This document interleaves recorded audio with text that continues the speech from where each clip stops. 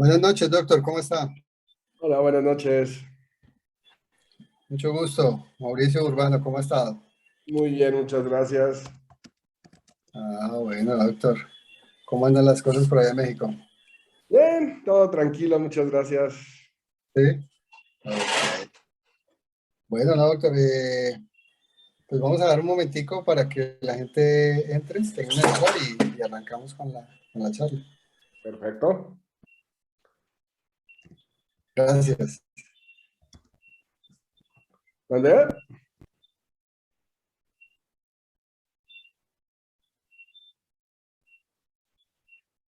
Sí, la charla, pues en teoría está para empezar más o menos 7:05, 7:10 Ujú. y arrancamos. Sí, sí, sí, listo. Gracias. No, hombre, ¿de qué? Gracias a ustedes por la invitación.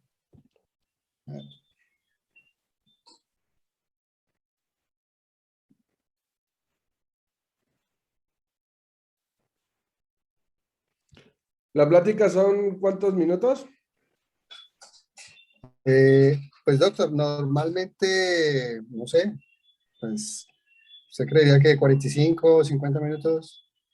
Ok, Sí. ok, ok. Sí, nada más para no pasarme. Ok, tranquilo. Sí, y la idea es que después hacemos una sesión de preguntas y ya, vamos. No creemos pues que sea más o menos 15 minutos de preguntas, creemos pues. Ok.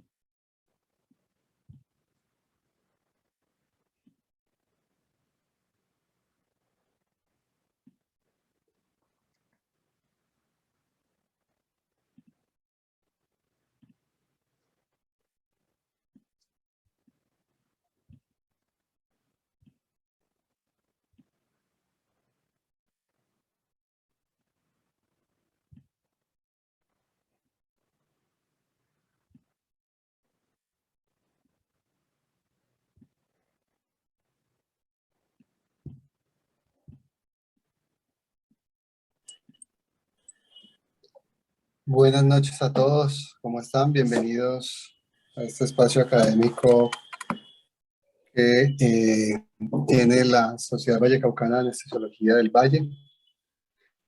Antes de presentar a nuestro invitado, pues quería darle las gracias a todos por participar en este espacio académico. Hoy vamos a tratar un tema muy interesante que es el PBM en la paciente obstétrica. Es un tema pues que con alguna regularidad podemos vernos enfrentados y pues debemos aprender a manejarlo y a entender las estrategias pues que nos pueden mostrar el PBM. El PBM es un programa diseñado para optimizar el manejo y los resultados de los pacientes que están en riesgo o que presentan un sangrado masivo. La noche de hoy tenemos un invitado muy especial. Disculpen un momentico.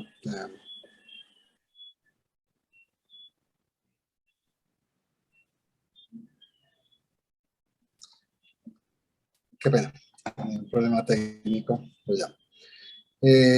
Como les decía, esta noche tenemos un invitado muy especial, el doctor Ángel Augusto Pérez Calatayud. El doctor Pérez Calatayud es jefe de la División de Medicina Crítica del Hospital General de México. Doctor Eduardo Liceaga, presidente y fundador de la Sociedad Iberoamericana de Patient Blood Management, es el PBM, y asesor científico para la International Patient Blood Management. Muchísimas gracias, doctor, por aceptar nuestra invitación y bienvenido esta noche a este espacio creado por la Sociedad Vallecaucana de Anestesiología. Muchísimas gracias. Hombre, muchas gracias a ustedes por la invitación, Mauricio, y bueno, por la oportunidad de tocar este tema, porque, digo, para mí, y una de las cosas donde yo empecé a trabajar, a indagar Patient Blood Management en México fue exactamente en esta área, ¿no?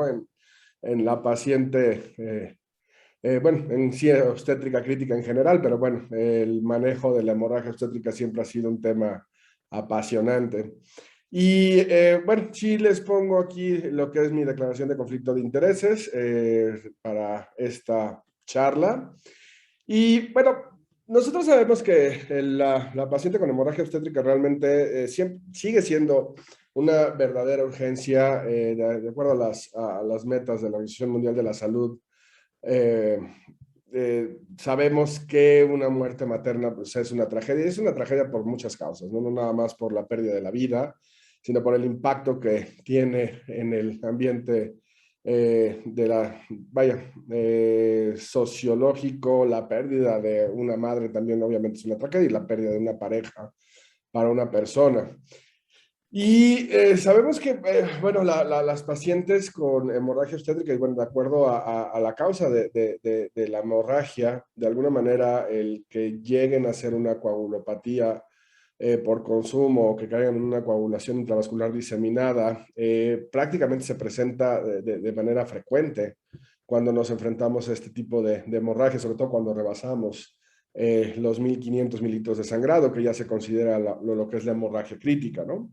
Independientemente de, bueno, de las causas que ya conocemos perfectamente, lo que tenemos que entender es que la mortalidad por hemorragia obstétrica, el 50% de las mujeres van a perder la vida en las primeras 24 horas.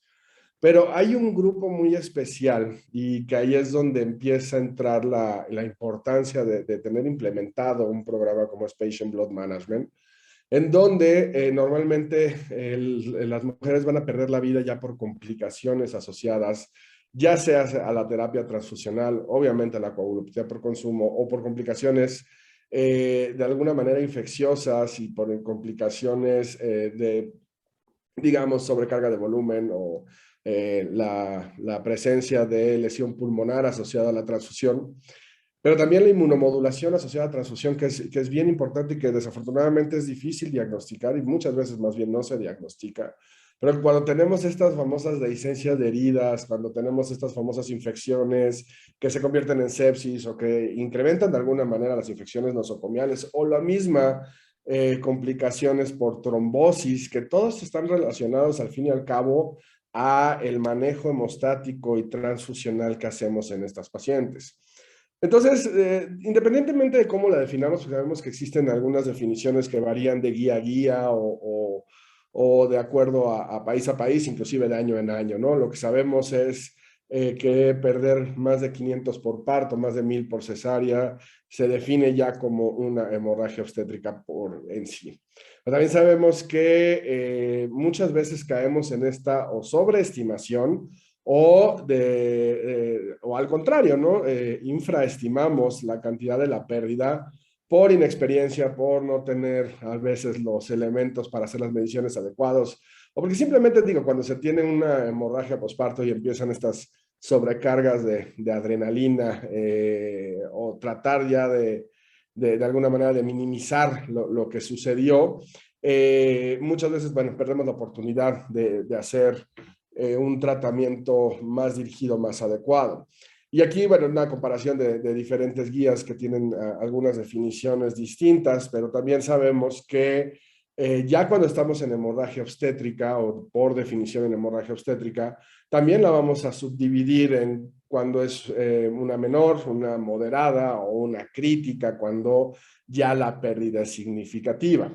Y cuando nosotros tenemos ya la hemorragia crítica, también muchas de nuestras intervenciones deben ir dirigidas siempre a minimizar la pérdida. Se ha estimado o se han utilizado algunas tablas como esta modificada del ATLS para hemorragia obstétrica, también nos ayuda a de alguna manera identificar a los pacientes que están en riesgo ya de presentar un estado de choque grave o estar en una necesidad de transfusión masiva.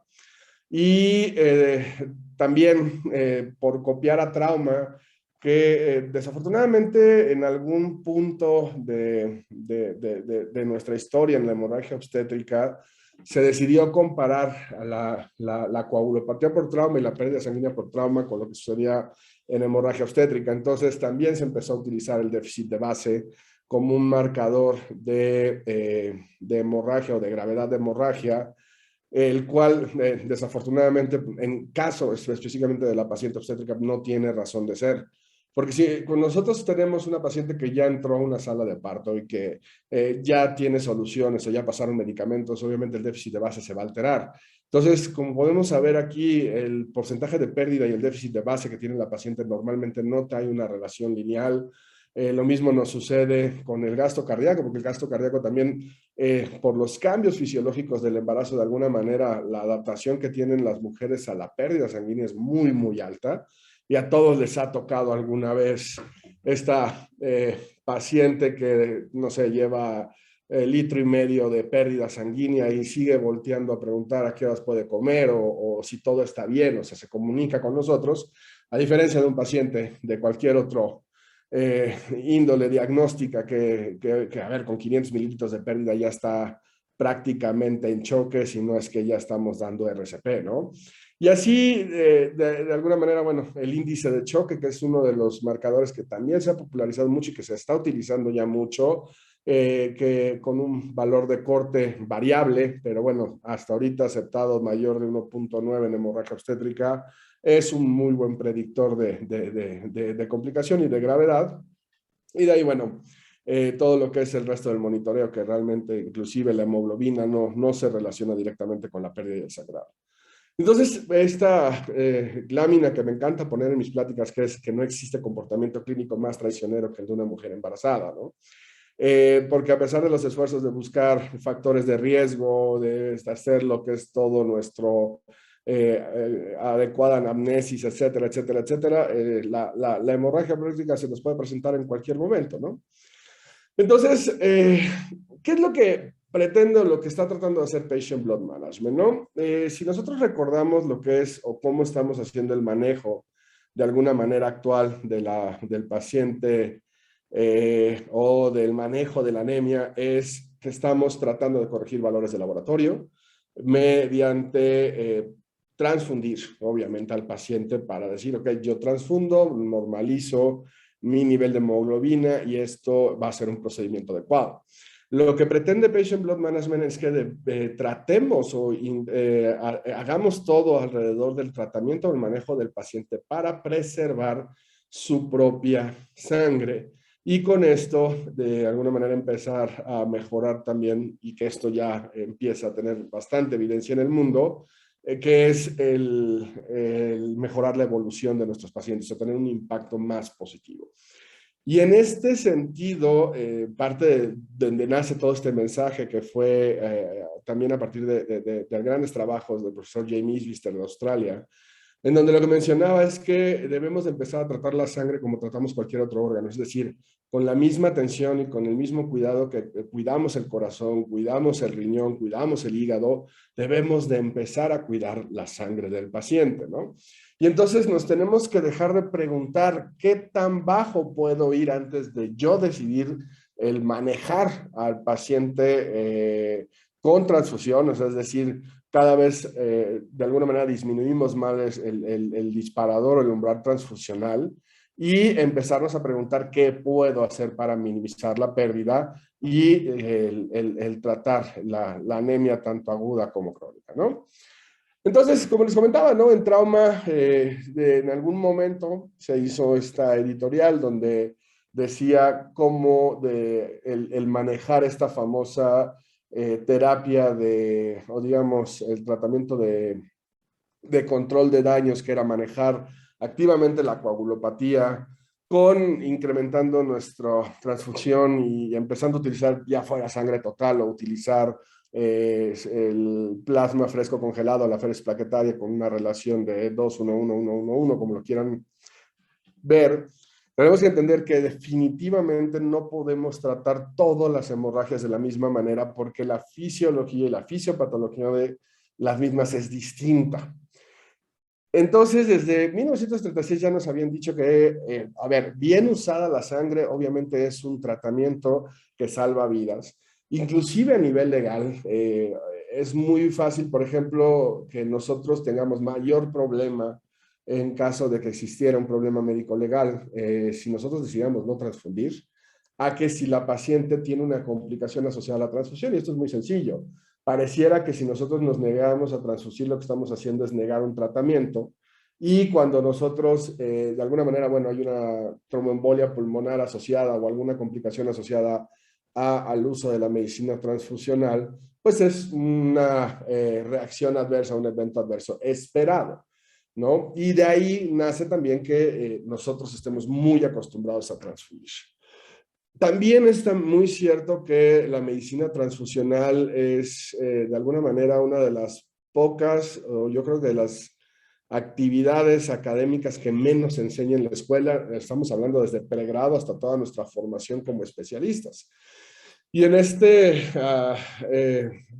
publicación de 1990, donde se observaba que realmente la cantidad de sangre que nosotros usábamos o decidíamos transfundir era inversamente proporcional al conocimiento que teníamos en medicina transfusional mismo.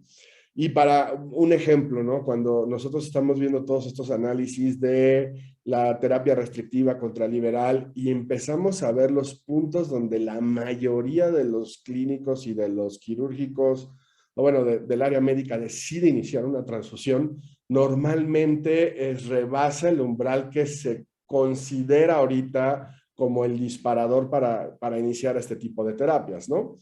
Y entonces la administración de hemocomponentes está rodeada de emociones, está rodeada de mitos, está rodeada de conceptos erróneos y se prescribe más por hábito. Entonces, aquí les pongo un ejemplo de una paciente que bueno, nos pidieron el aceptarla para manejo, en donde, bueno, es una paciente de 24 años, 12 embarazos previos, 2 cesáreas previas, tenía preeclampsia y un periodo corto, y en donde el día 15, bueno, aquí por día más o menos la programan a una nueva cesárea, y tiene estos laboratorios que era un TP, un tepometrina de 10, un NR de 1 y un TTPA que no coagulaba. Aún así, se hace la laparotomía exploradora, en donde, bueno, después de la sección, aparentemente había una persistencia de sangrado a nivel de la herida quirúrgica. A la hora de que hacen la laparotomía exploradora, 24 horas después, se encuentran un hematoma a nivel de las pared abdominal, y al siguiente día tiene una segunda reintervención. A partir de que se tiene que hacer al siguiente día una tercera intervención por la persistencia del hematoma, hacen una cirugía de control de daños y obviamente después de esto pues se tiene que ir a una cuarta reintervención para el manejo del desempaquetamiento. Empieza a presentar distensión abdominal después de esto y deciden mandarla a un hospital de tercer nivel. Y hasta aquí ya llevábamos una transfusión total de 5 concentrados eritrocitarios y 2 plasma frescos congelados. En el hospital llega y se hace una quinta reintervención. La paciente no tenía choque, estaba con medicamentos antihipertensivos, inclusive se estaba utilizando el beta bloqueador y el calcio antagonista dentro del manejo por la misma preeclampsia. Y en la nueva reintervención se encuentran 700 mililitros de sangre en cavidad abdominal, por lo que deciden otros 2 paquetes, otros 2 plasmas, y se admite a una terapia intensiva obstétrica. Y dentro de la terapia intensiva obstétrica empezaron a hacer transfusiones para corregir el TTPA, había un antecedente de sangrado, el fibrinógeno estaba en un nivel de 450 de miligramos sobre decilitro y se le habían transfundido un total de 81 crioprecipitados. Se le había dejado el plasma fresco congelado cada 6 horas, en total le habían pasado ya 21 plasma frescos congelados. Le habían pasado factor 7 también, una para tratar de corregir el TTPA, ya pensando en un problema más tipo de generación de trombina. La hemoglobina, a pesar de estar de 22 gramos sobre decilitro, le habían transfundido ya un total de 21 concentrados eritrocitarios y con plaquetas de 100.000 se había pasado una féresis plaquetaria. Se habían encontrado 2 hematomas subagudos sin evidencia de un sangrado activo o una lesión vascular. Después de que le colocan un catéter también les hizo un hematoma, por lo que también hubo una consideración clínica hacia continuar lo que era la medicina transfusional y consecuencia, pues la paciente hizo sepsis, de falla hepática aguda, falla renal aguda, obviamente sobrecarga circulatoria, lesión pulmonar, inmunomodulación y todas las complicaciones que cuando ya se presenta esta paciente como apoyo para hacer un diagnóstico fino por parte de hematología, pues ya estábamos ante un problema de un shock obstructivo, probablemente una trombosis pulmonar, y la paciente ya estaba en un estado de sepsis grave, ¿no? Y a los 9 días, obviamente la paciente ya no llegó con nosotros porque el problema es que lo que se pensaba es que a lo mejor sí traía un trastorno de la coagulación congénito, pero por los niveles de fibrinógeno y la normalidad de todo lo demás, y realmente no pensamos ni siquiera en una deficiencia de factor 13, ¿no? Sino una de las causas que te puede dar un TTP normal con una paciente que sí está produciendo coágulo podría ser una enfermedad de Christmas o lo que es una deficiencia de factor 12. Independientemente de eso, lo que vemos aquí es un exceso, un abuso en la cantidad de manejo de componentes que se dio a esta paciente. Y lo que llamamos esto, o sea, esto es una serie de eventos desafortunados o simplemente la necesidad urgente de implementar un programa de Patient Blood Management. Entonces, actualmente, ¿qué hacemos? Cuando nosotros estamos manejando al paciente, digo, esto nada más es una representación gráfica de la cascada de la coagulación, pero cuando nosotros estamos manejando al paciente, lo primero que hacemos es pasar el concentrado eritrocitario. Y debemos de recordar que el concentrado eritrocitario no tiene factores de coagulación y que realmente sí tenemos un umbral amplio antes de decidir tomar esta estrategia. De ahí, bueno, se está pasando el plasma fresco congelado, que sí tiene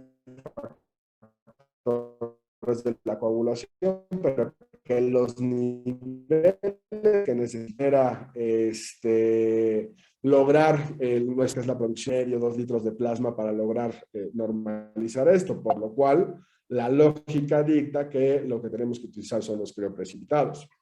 Y dentro de los crioprecipitados también nos enfrentamos al problema de cuánto vamos a pasar y qué disponibilidad de esto vamos a tener dentro de nuestro hospital, ¿no?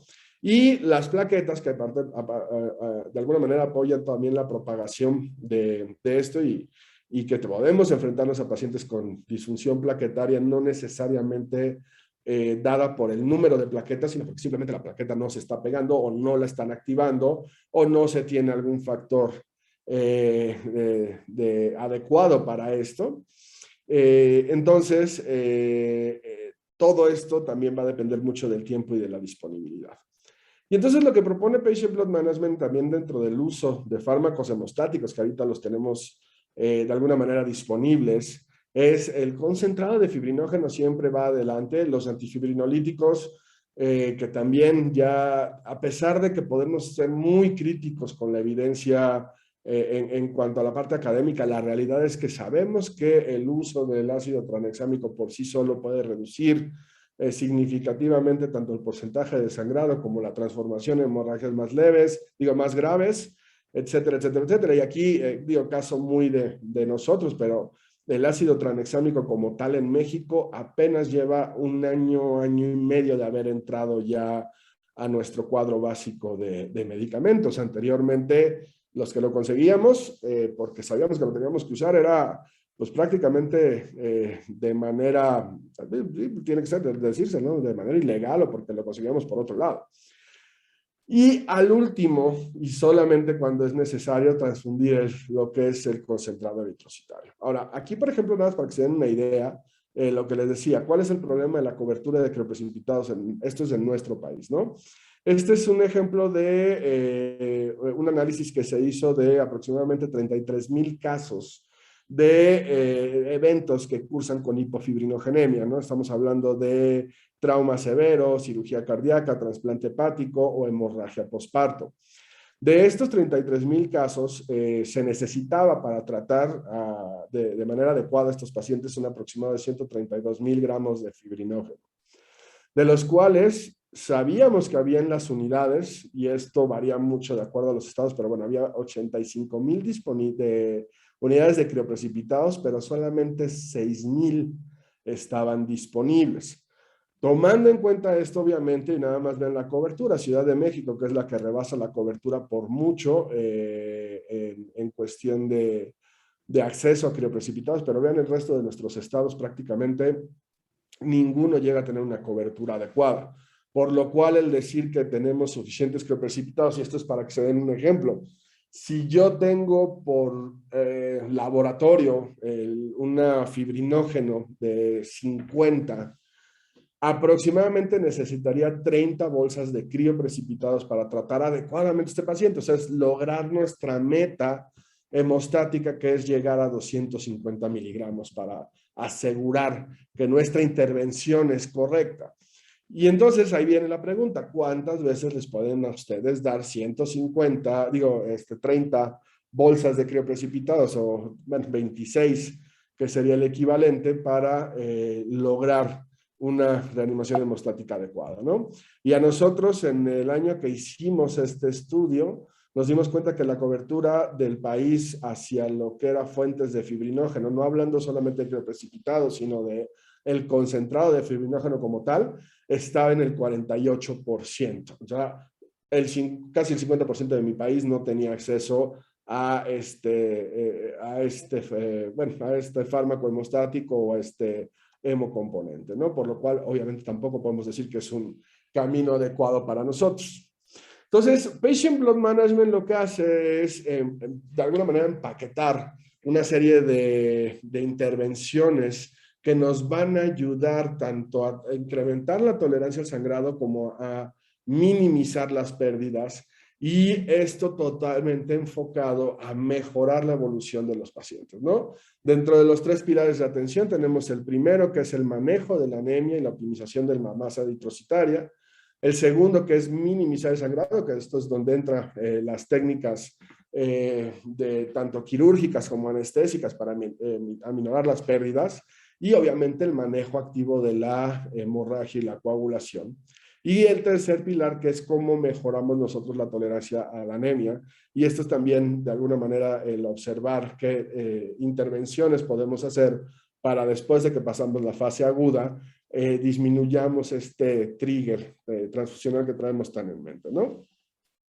Y bueno, independientemente de que hablemos de también lo que se nos está viniendo encima a raíz de la pandemia, donde disminuyó a nivel global la cantidad de donadores y disponibilidad de sangre, Aquí también debemos de entender que los fármacos hemostáticos sí tienen, principalmente en hemorragia obstétrica, empiezan a tener una gran cantidad de evidencia que de alguna manera es el camino a seguir. Inclusive en la última presentación que hubo ahorita en NATA también se vio que el manejo adecuado del patient blood management en la paciente obstétrica reduce significativamente las complicaciones que vamos a tener al respecto. Y aquí la experiencia del estudio de Liverpool del uso de Rotem más el tratamiento con fármacos hemostáticos demostraron una reducción significativa entre la cantidad de transfusiones y el impacto que tuvo esto, sobre todo en cuestiones de indicadores como es estancia hospitalaria, infecciones nosocomiales, etcétera, ¿no? Y entonces aquí viene la duda o otra de las cuestiones de los paradigmas a romper que nos dicen, bueno, tenemos que cambiar nuestra práctica, tenemos que movernos hacia esta área.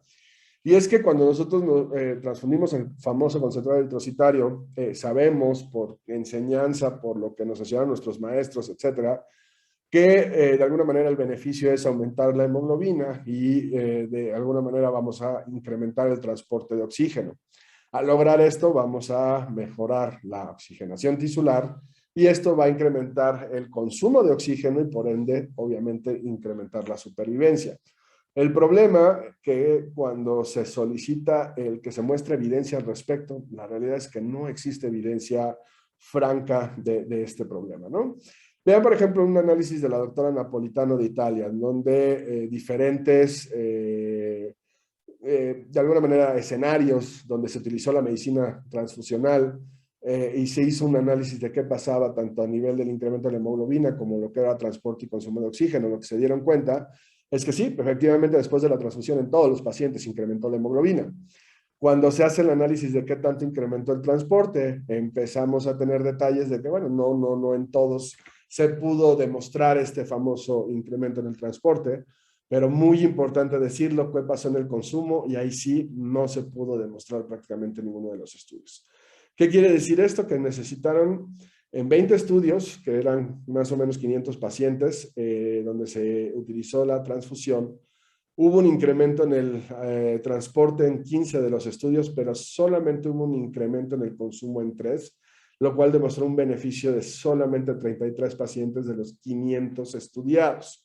Entonces, si nosotros analizamos aquí este video muy rápido, en donde empieza a ver esta parte donde ya hablamos de la microcirculación, y esto es una de las cosas que quiero que vean, que porque sí es importante y esto también ya fue demostrado en algunos estudios.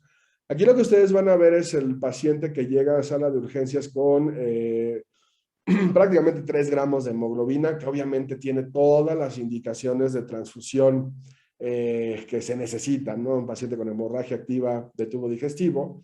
Y aquí lo que hacen con el citoscam es ver cómo está el flujo capilar, que lo vemos aumentado. Obviamente, al perder volumen, tenemos menos viscosidad sanguínea y hay un incremento en la velocidad. Pero vean lo que le pasa a esta misma microcirculación después de 3 unidades de sangre. No tenía vasopresores, no tenía nada que nos explicara este grave incremento, digamos, más bien disminución del flujo a nivel capilar y que obviamente esto, si nosotros dijimos, bueno, ¿cuál es el beneficio para, insisto, de incrementar el consumo, que al fin y al cabo es lo que nos interesa cuando nosotros utilizamos este tipo de terapéutica, no se puede demostrar? Entonces, Patient Blood Management obviamente ha evolucionado al tiempo, son diferentes las definiciones que se tienen, pero en la actualidad se define como un manejo centrado en el paciente y basado en la evidencia para mejorar lo que es la evolución de los mismos mediante la preservación y manejo de la propia sangre del paciente y aparte con esto promover lo que es la seguridad y el empoderamiento del paciente, ¿no? Y aquí ya para muchos también ya de los que estamos siguiendo muy de cerca este programa, aunque lo estamos trabajando, sabemos que ya salió este gran paso ante la Organización Mundial de la Salud, que es la necesidad urgente de implementar Patient Blood Management en nuestros países.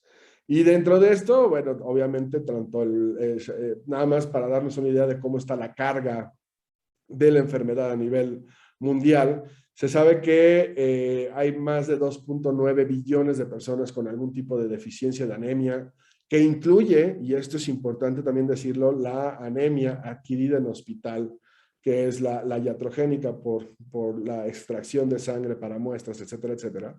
Pero que también más de 6 millones de personas alrededor del mundo tienen una pérdida hemorrágica aguda o una anormal, bueno, una patología a nivel de lo que es coagulación o su sistema hematopoyético. Y que tenemos que también que considerar que Patient Blood Management, afortunadamente, bueno, son dos cosas muy buenas. La primera, que no le pertenece a una sola especialidad, no le pertenece a una sola área de la medicina, sino que al contrario, es un trabajo multidisciplinario, interdisciplinario y multiprofesional el que se necesita para llevar a cabo este tipo de programa que incluye a muchísima gente alrededor y que lo tenemos que separar dentro de la definición, y esto también es bien importante, del manejo racional de la sangre y hemocomponentes. El manejo racional de la sangre y hemocomponentes lo que pretende es que se apliquen las guías de práctica clínicas en medicina transfusional para evitar transfusiones innecesarias. Patient Blood Management, insisto, es la preservación y manejo de la propia sangre del paciente. Y esto, obviamente, con los tres pilares que les acabo de mencionar. Dentro del pilar 1, que bueno, lo que se debe de hacer es identificar la anemia, manejarla, referirla en caso de que sea necesario, tratar las reservas de hierro, tratar con eritropoyetina y otras deficiencias nutricionales que pueden ocasionar anemia, y que en cirugía electiva debe de estar contraindicado transfundir un paciente con anemia.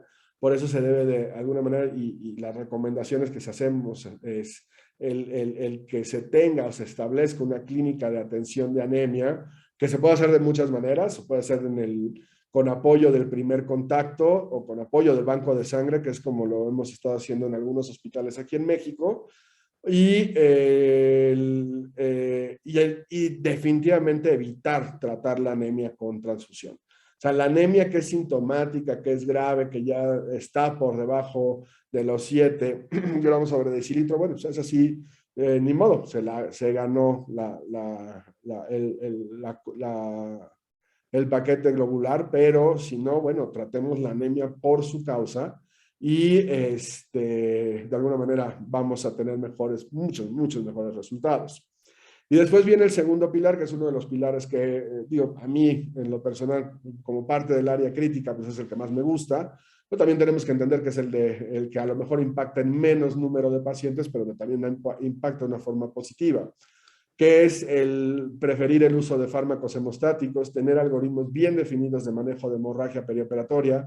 Y aquí también es bien importante porque una de las cosas dentro del trabajo de implementación que estamos haciendo no es llegar con unos algoritmos y decirle trátalo así, sino de acuerdo a las características del hospital, obviamente a las tecnologías que pueden aplicar, el número de pacientes a tratar y el número de especialidades que pueden intervenir de alguna manera en el manejo, es como desarrollamos, obviamente siempre basado en la evidencia, el algoritmo propio del hospital, ¿no?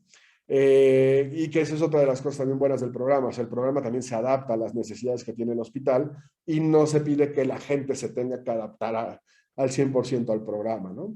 El uso de antifibrinolíticos, que está bien definido, y cuando nosotros desarrollamos los algoritmos los manejamos con el principio de trata primero lo que mata primero.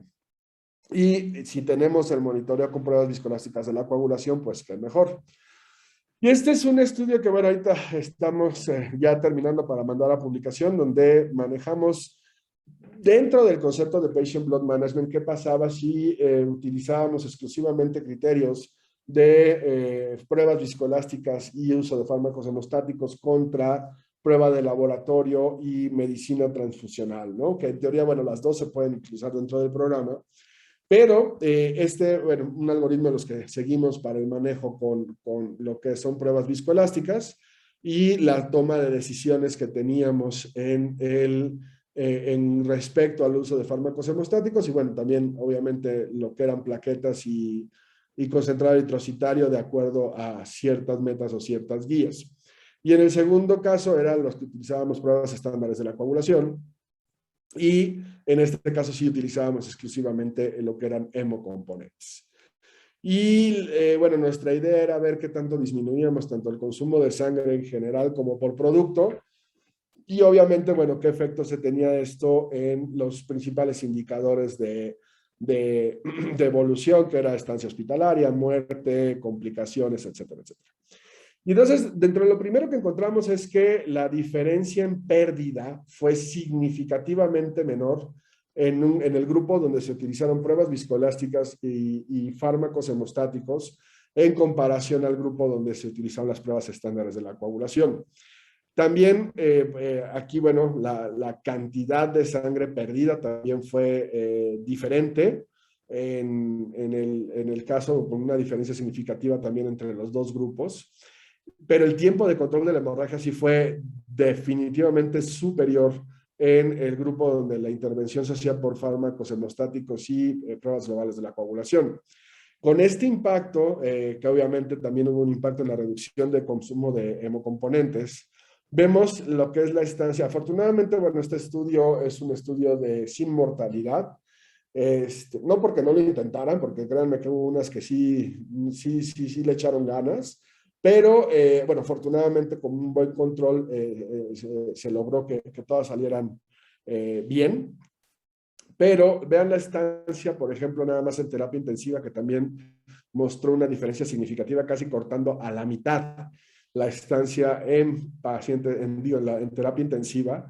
Y lo mismo sucedió cuando veíamos el grupo, bueno, o la evolución de los pacientes dentro de la estancia intrahospitalaria, donde también fue significativamente menor. Entonces, dentro de esto, cuando nosotros manejamos los algoritmos, lo que decía del el concepto de trata primero lo que mata primero, en el desarrollo de estos algoritmos, lo que tenemos es, obviamente, siempre la situación clínica. Posteriormente hacemos nuestra evaluación de la hiperfibrinolisis y aquí sí no esperamos el resultado de, la, de las pruebas viscoelásticas. Aquí el ácido tranexámico va o va.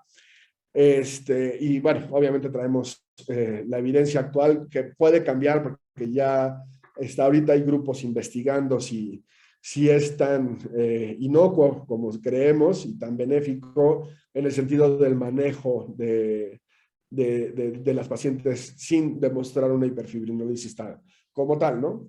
Pero bueno, aquí pasamos el ácido tranexámico para romper la hiperfibrinolisis, que es obviamente de nuestras consecuencias más graves en casos de la hemorragia.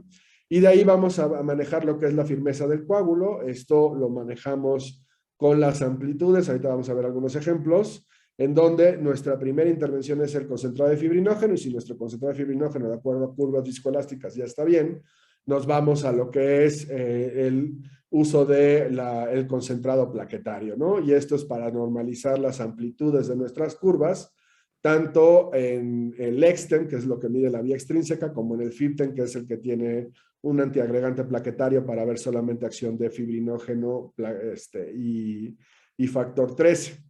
Una vez que terminamos esto, nos vamos hacia la generación de trombina, que es donde ya utilizamos el concentrado de complejo protrombínico, o en caso de que no lo tengamos, bueno, podemos utilizar el plasma fresco congelado y lo que sabemos que también esto es bien dinámico, que siempre tenemos que hacer una evaluación en caso de que persista la hemorragia o en caso nada más de que haya habido una intervención terapéutica para ver que corregimos adecuadamente el manejo hemostático de estos pacientes.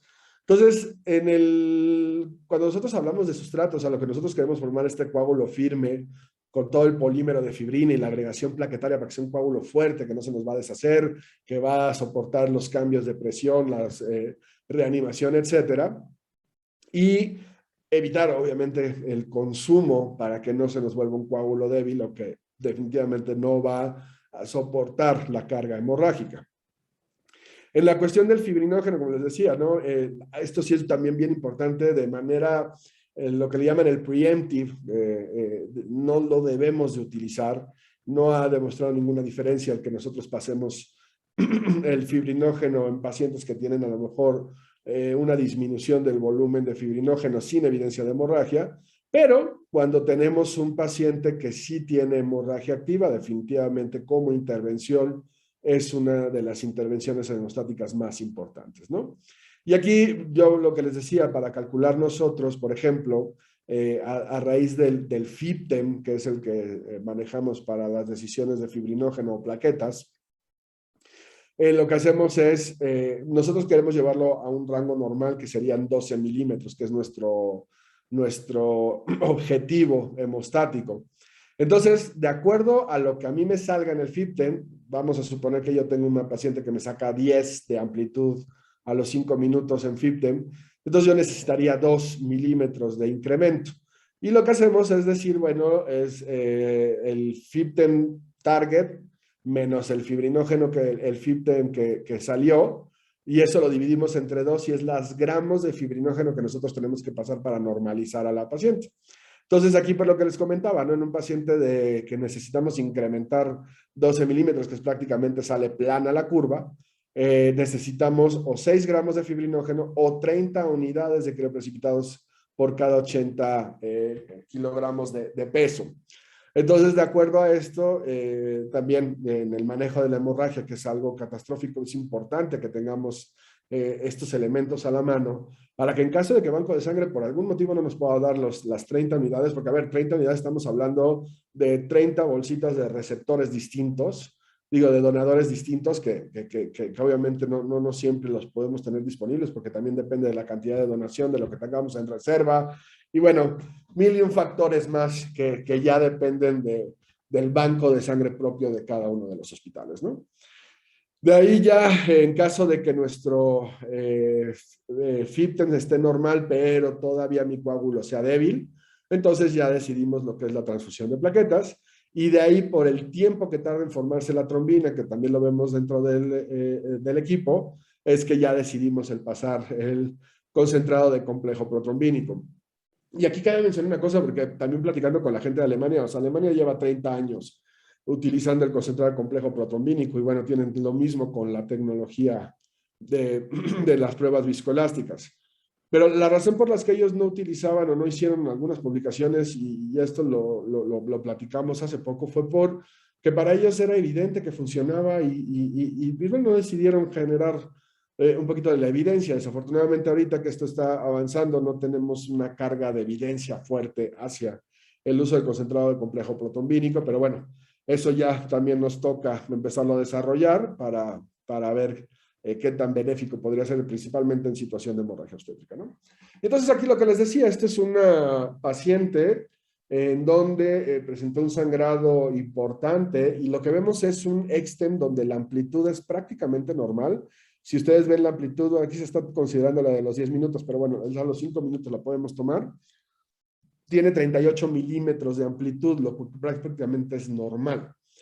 Pero lo que llamaba la atención de esta paciente es que el FIBTEM en sí salía muy, muy disminuido. Entonces aquí lo que teníamos era una compensación de las plaquetas. Pero cuando yo quito las plaquetas vemos que mi FIBTEM está disminuyendo drásticamente.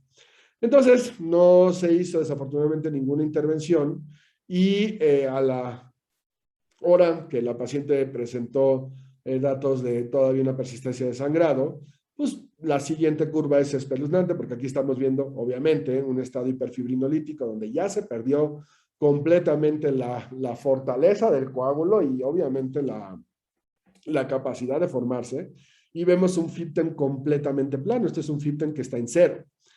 Solo como les había comentado, ¿no? Aquí la intervención hubiera sido meterle 6 gramos de fibrinógeno en la manera que ustedes quieran. Bueno, acá se le pasaron 2 gramos de ácido tranexámico para romper la hiperfibrinolisis, que fue la primera intervención, y nada más se le pasaron 4 gramos de fibrinógeno. Entonces, a los 28 minutos que se corre el siguiente control, sí, efectivamente ya empieza a abrir el coágulo, pero sigue siendo un coágulo sumamente débil y todavía no alcanzamos a los 12 milímetros que son los que necesitamos para asegurar la intervención hemostática adecuada. Y entonces se hace una nueva intervención donde se vuelven a pasar otros 4 gramos de fibrinógeno Aquí sí ya se le pasa lo que es una aféresis plaquetaria y se decidió pasar como intervención 1.500 unidades de concentrado de complejo trombínico, con lo que logramos ya una curva prácticamente normal y obviamente esta paciente se recuperó adecuadamente, pero insisto, ¿no? Y aquí la importancia de la intervención.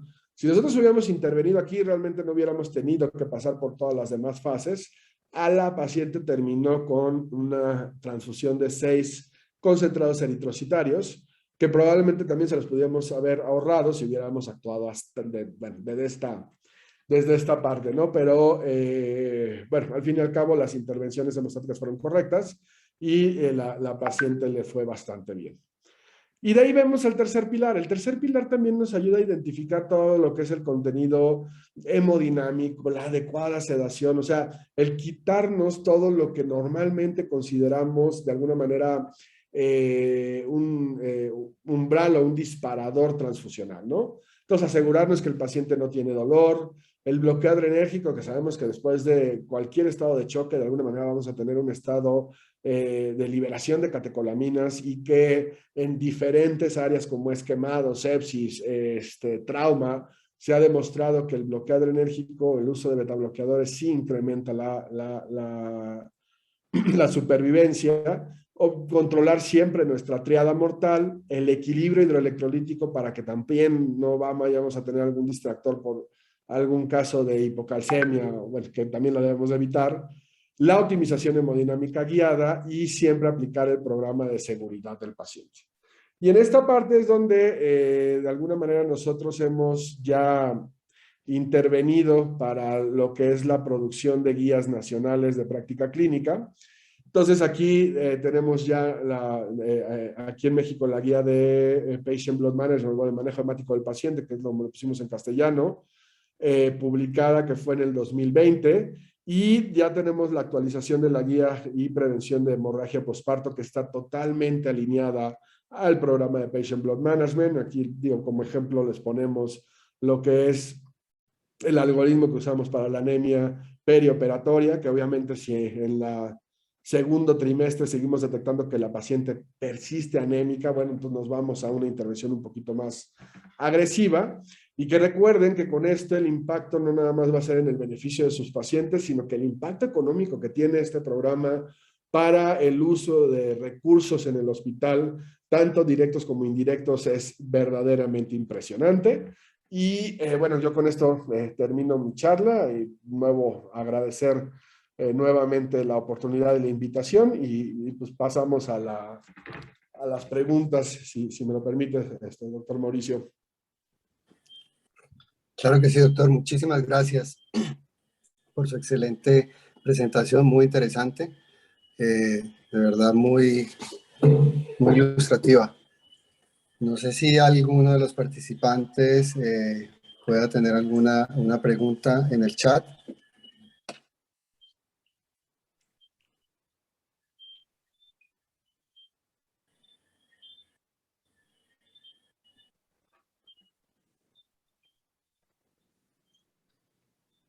Doctor, una pregunta, si bien entendí la gráfica que usted nos estaba mostrando, en este momento ustedes están utilizando primero concentrados de fibrinógeno antes de utilizar, o primero, antes de la utilización de los crioprecipitados, o están prefiriendo utilizar el concentrado de fibrinógeno? Sí, por dos razones. O sea, la primera es el concentrado de fibrinógeno de alguna manera.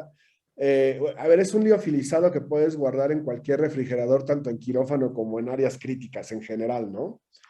Y entonces, de alguna manera, cuando tienes el evento de hemorragia, el prepararlo, o sea, tratas el liofilizado, lo pasas en 20 minutos y de alguna manera ya te ahorras todo el hable en la banca de sangre y que traigan rápido a los críos y esperar a que haya los críos y luego que si no te los tienen preparados tienes que estar descongelando las bolsitas. A ver, tiempo es tiempo. Entonces sí preferimos el concentrado de fibrinógeno por mucho.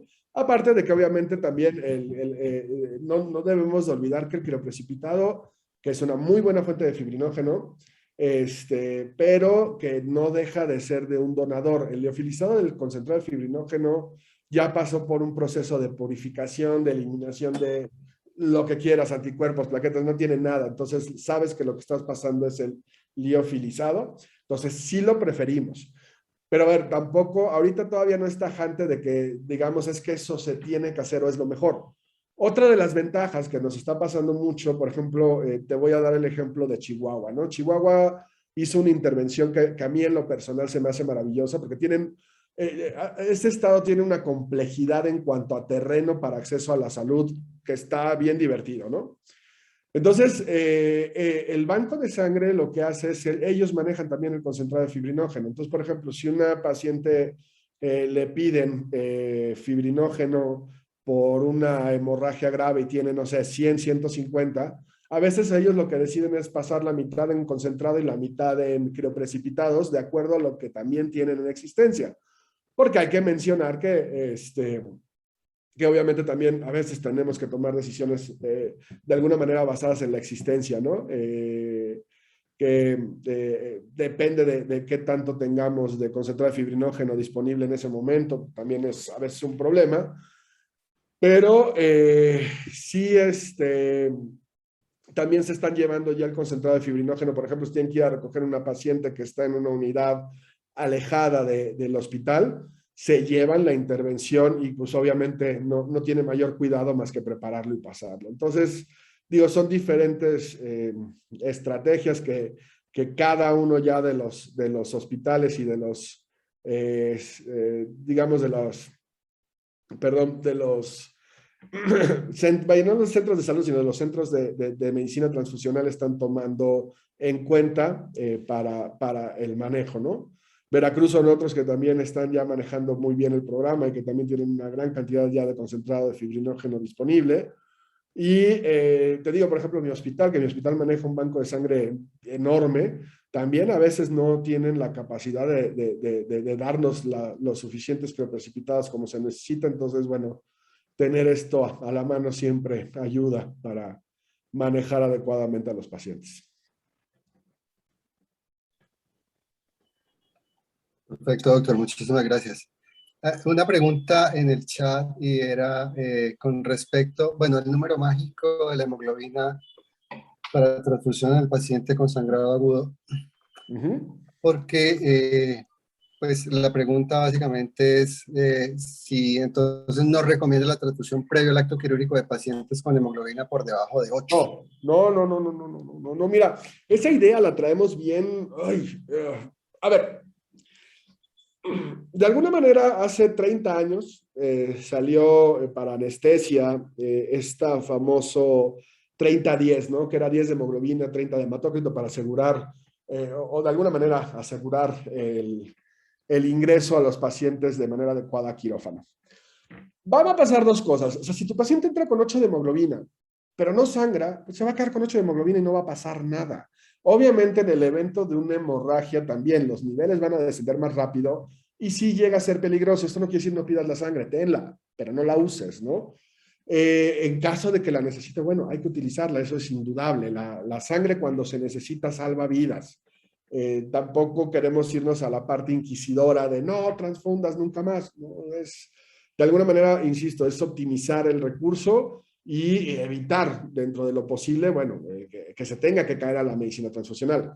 Ahora, si a ti te llega el paciente y las recomendaciones que hacemos es, a ti te llega un paciente que tiene una urgencia quirúrgica y tiene 8 de hemoglobina, entra a quirófano, si lo tienes que transfundir dentro del quirófano, a lo mejor 1 o 2 unidades, bueno, lo vas a tener que hacer.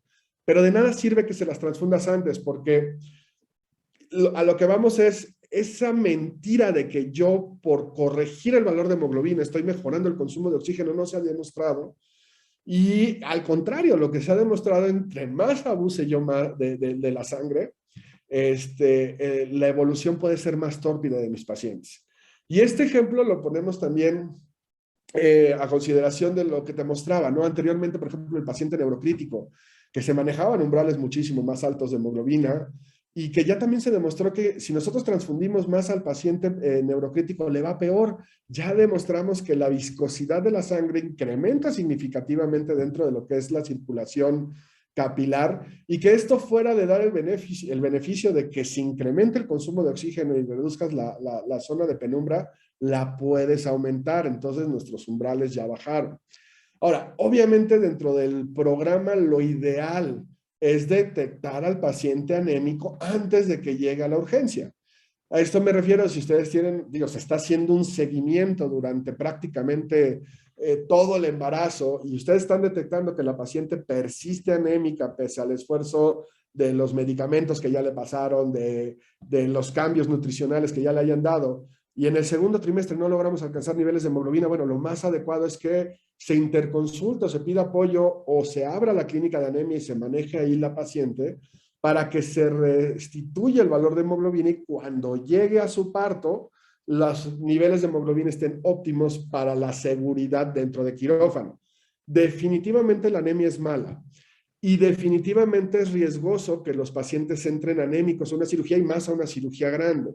Pero por eso las cirugías programadas o preventivas se debe de hacer ya esta evaluación completa e interdisciplinaria para tomar la decisión de cuándo intervenir, a lo mejor con ya manejo intravenoso, o inclusive, y si lo revisan en Lancet, una publicación de Hoffman, en donde mete megadosis de eritropoyetina para que en 1 o 2 semanas alcances niveles de hemoglobina cercanos a lo normal, o por lo menos arriba de 10, que es lo que se busca muchas veces dentro de la seguridad anestésica. Ajá. No sé si con eso respondí bien la pregunta que me hicieron, ¿no? Sí, señor. Muchísimas gracias. Eh, pues existe siempre el problema y es que no en todos los centros eh, se cuenta con las pruebas viscoelásticas. ¿Cómo realizar un adecuado protocolo sin la utilización de estas pruebas? Ok, aquí se pueden definir los protocolos también por pruebas globales de la coagulación. Obviamente lo ideal es tener por lo menos el fibrinógeno de Claus y solicitar que también se tenga el tiempo de trombina, porque también la evaluación del tiempo de trombina nos da muchísima información del paciente. Lo que yo les puedo decir es, dentro de la importancia, a ver, el beneficio de las pruebas viscoelásticas está en que yo en los primeros 5 minutos ya sé por dónde tengo que intervenir. Y de alguna manera en los mejores hospitales las pruebas globales de la coagulación pueden tardar 30, 40 minutos y también es importante decir que obviamente el resultado que a mí me manden 30 o 40 minutos después, pues ya, sobre todo en una paciente que persiste el evento de sangrado, pues ya no va a ser lo mismo. Lo más probable es que tengamos niveles mucho más bajos o mucho más alterados. Ahora, aquí hay recomendaciones, por ejemplo, en lugares que ni siquiera tienen el acceso al fibrinógeno de Claus, donde sabemos que, a ver, rebasan los 500 de sangrado, ya ponle el ácido tranexámico, ¿no? Bueno, aparentemente es muy seguro, ¿no? No digo que no vaya a salir algo después, pero ahorita sabemos que es seguro y que no pasa nada. Después, si logramos sobrepasar los 1500 de sangrado, ya pásale el frasco de fibrinógeno, no te esperes más porque lo ideal es que prevengas esa intervención. Entonces, con 1500 se recomienda que pases por lo menos 2 gramos o 3 gramos. Y si sobrepasas los 2000 de sangrado, te tienes que ir a de 5 a 6 gramos de aplicación. Importante decirlo, tanto en crioprecipitados, porque a veces también nos pasa mucho, que el banco de sangre nos da 10 y yo necesito 30, digo, bueno, aunque sea pásale esos 10 para que pues algo hará. No, no es cierto, no hace nada. Si nosotros no logramos normalizar la meta, nuestro uso de fibrinógeno arriba de 200, ya no digo 200,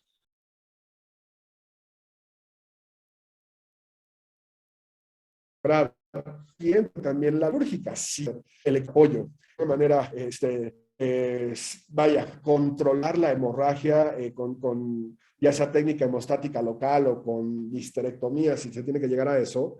En ese momento, si nuestro paciente ya no está sangrando, lo más probable es que ya los factores se normalicen y deje de sangrar, y por eso en la clínica vemos que de alguna manera la intervención parece ser adecuada. La realidad es que no. Si la paciente persiste con coagulopatía y no se cierra bien por técnica quirúrgica o entra a una CID franca, la paciente va a persistir sangrando. Entonces eso también es importante decirlo. Inclusive dentro de la reanimación de trauma también ya se ha comparado el uso de concentrado de fibrinógeno y concentrado eritrocitario versus plasma fresco congelado y bueno, la reanimación 111 y realmente les va exactamente igual. ¿No? Nada más que, bueno, la escuela europea, y principalmente el doctor Spa, defiende mucho el uso más del concentrado de fibrinógeno que la reanimación con plasma fresco congelado. Y la otra es, pues vaya, obviamente lo que les comentaba, ¿no? Y aquí también entra a veces mucho el ego del médico a cargo. Lo que también es bien importante que el equipo quirúrgico, sobre todo en los eventos de hemorragia, que ya entre este estrés y que sabemos que el estrés nos hace tener visión en el túnel y empezar a tomar decisiones que a lo mejor no son las más adecuadas, que siempre se active el código Mater y siempre entre un segundo equipo o un segundo cirujano a apoyar las intervenciones, porque mientras no cerremos la llave podemos pasar todos los medicamentos del mundo, no, obviamente no vamos a corregir el problema, ¿no?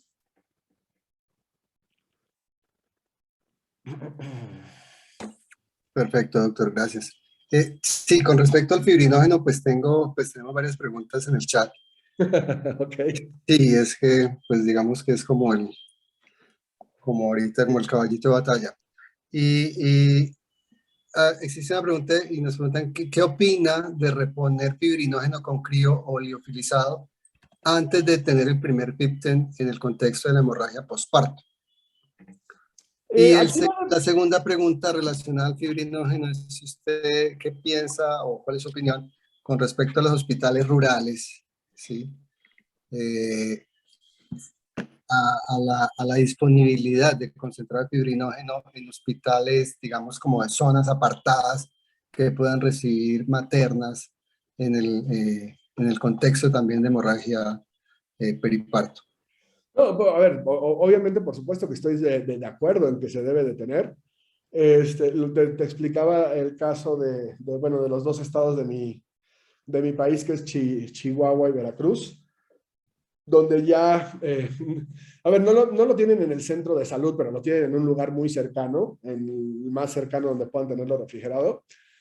Y es exclusivamente por esto, ¿no? O sea, de que tengan un evento de hemorragia y bueno, el dúo ácido tranexámico y pasar el concentrado de fibrinógeno para que la paciente llegue a donde se puedan hacer intervenciones un poquito más dirigidas, que sería un segundo, un tercer nivel, es importante, ¿no? Porque no podemos mandar a una paciente sangrante. Bueno, sí podemos y lo hemos hecho, pero bueno, no deberíamos dejar que una paciente vaya sangrando y perdiendo sangre sin hacer alguna intervención. Pero también ahí hay intervenciones como son los pinzamientos estos de las uterinas, vía vaginal, lo que es, bueno, aquí el doctor Monares ha hecho una compresión aórtica vaya, con el puño donde de alguna manera trata de evitar que haya pulso a nivel de femoral y que también disminuye significativamente el sangrado y que esto para áreas rurales sí puede ser.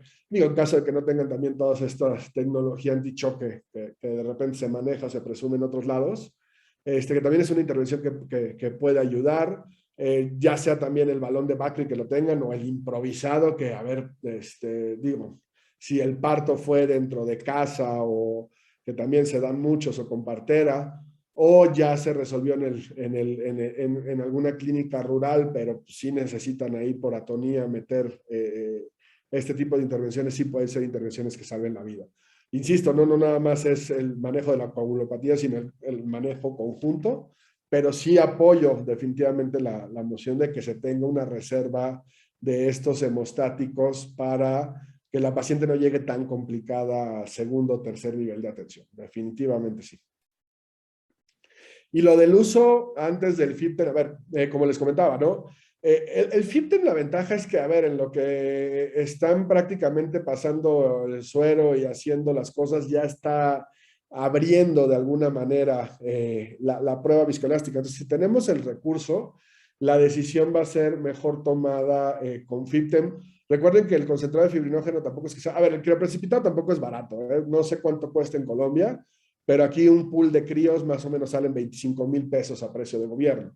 El más barato nos salen 16,000 y eso depende también de factores de integradoras y otras cosas.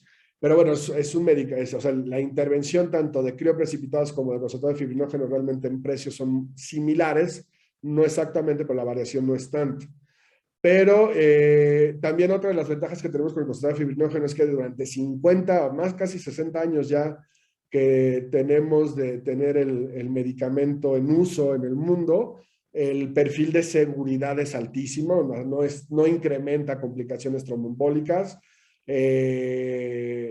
Entonces, eh, el, el, a ver, yo creo que sí pueden esperar a tener el FIPTEN desarrollado para tomar la decisión. Recuerden que en 5 minutos ya se ve la amplitud y si la amplitud está baja, ahí debemos de intervenir inmediatamente, ¿no? Si vemos que en esos 5 primeros minutos no han ni abierto la curva, pues ya sabemos que no trae fibrinógeno y podemos intervenir con el número de frascos necesarios, ¿no? Perfecto, doctor, gracias. Y ya para terminar, pues existen varias preguntas con respecto al ácido tranexámico.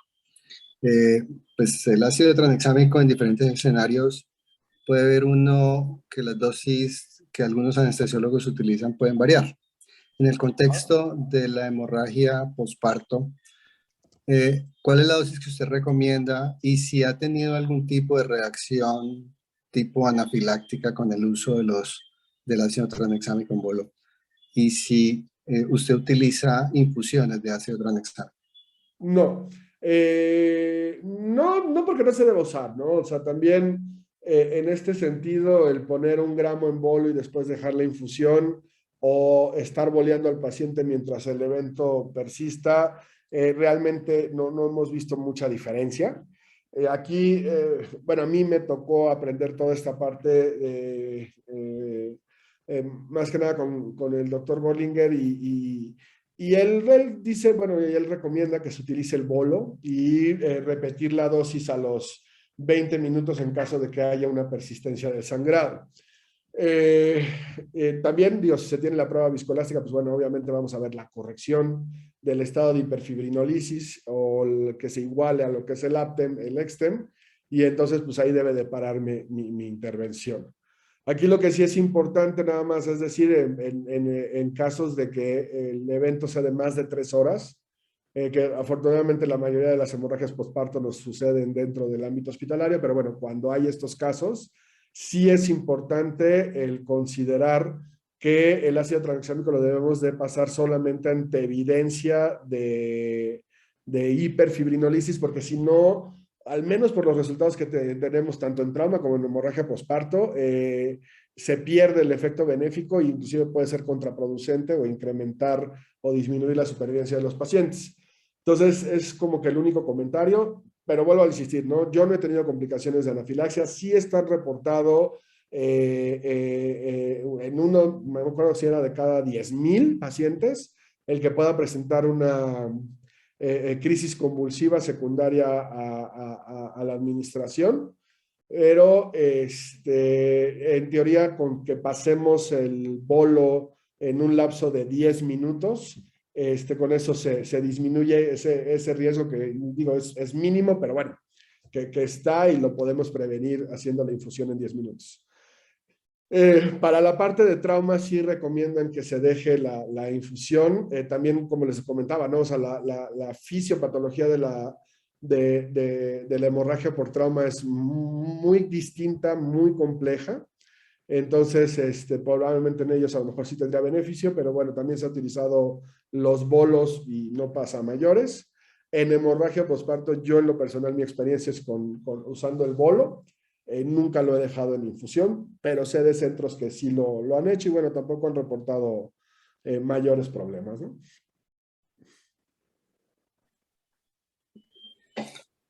Bueno, doctor Pérez, muchísimas gracias de verdad por su excelente exposición en este tema tan interesante y tenerlo usted, pues, es toda una autoridad en este tema, en estos programas de PB. No, De hombre, muchas verdad, gracias a ustedes por la invitación y nada más les dejé ahí los 2 enlaces de las guías mexicanas porque los pidieron por ahí en el chat.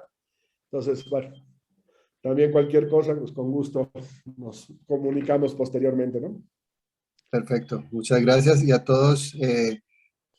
primero, pues darles las gracias por participar en este evento académico y segundo, invitarlos a que visiten nuestra página www.sarbac.com.co, donde pues podrán encontrar algunas de las charlas que hemos realizado en los últimos años.